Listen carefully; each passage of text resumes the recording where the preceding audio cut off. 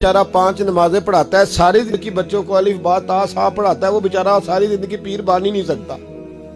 पीर उसने ही बनना है जिसने 1.5-2 महीने गुस्ल नहीं करना, उसी ने बनना है जिसने कुछ 4-5 किलो लोहा उठा लेना है। कोई म्यार बनाओ।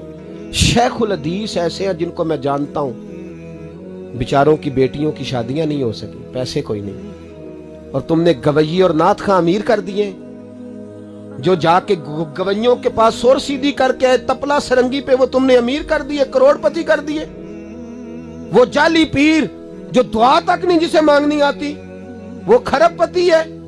और मस्जिद का इमाम बेचारा रो रहा है कि चलो कहीं से पैसे आ जाए तो मैं भी बच्ची की कहीं निस्बत कर दूं। मेरे अपने शहर की बात है, एक बड़ा कीमती बच्चा जामिया निजामी में पढ़ता था, उसके वालिद साहब आलिम थे, और बच्चा मेरे साथ बड़ी मोहब्बत थी। छोड़ छाड़ के वो बच्चा कहने लगा मैं साउथ कोरिया जा रहा हूं, मैंने नहीं पढ़ना।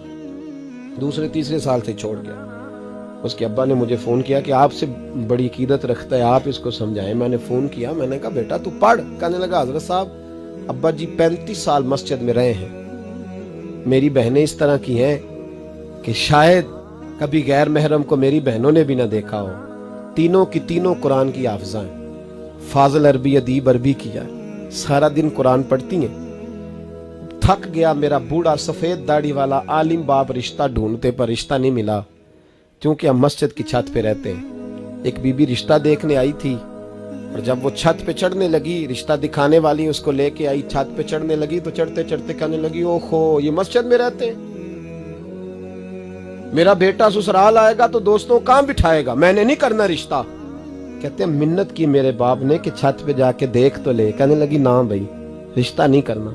इतना जुल्म इस कौम ने किया, इतनी ज्यादती। कहने लगा साहब मैंने नहीं पढ़ना, मैंने माल कमाना है, इसलिए कि मेरी बहनें रोती हैं। खुदा का खौफ करो, एक नात से भी गुजारा हो जाता है, मेहरबानी करो।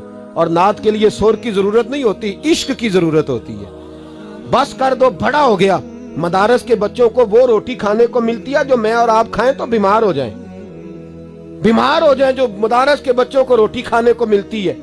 और इनको जिस तरह इनका इस्तेसाल किया जाता है, लाइनों में लगा के इन्हें खैरात की तरह खाना दिया जाता है, और जो इन बेचारों का अशर होता है 100 रुपया खत्म के बाद जब चौधरी साहब देते हैं तो 200 वो बातें भी सुनाते। ये जुल्म कर रहे हो। रबीउल अव्वल आएगा तो यहाँ जनाब मेले लगेंगे, और यहाँ हालत ये होगी कि 25,000, 50,000, 60, कहां से आया तुम्हारे पास पैसा? यहाँ लुटाने के लिए पैसे हैं। और मस्जिद का इमाम मिन्नत करे 6 साल के बाद भी कि 2,000 बढ़ा दो, तो कहते कारी साहब इतने पैसे नहीं जमा होते। ये पैसा कहां से आता है? खुदा का वास्ता, ये भी मेरे आला हजरत का पैगाम है, इसको भी सुनो।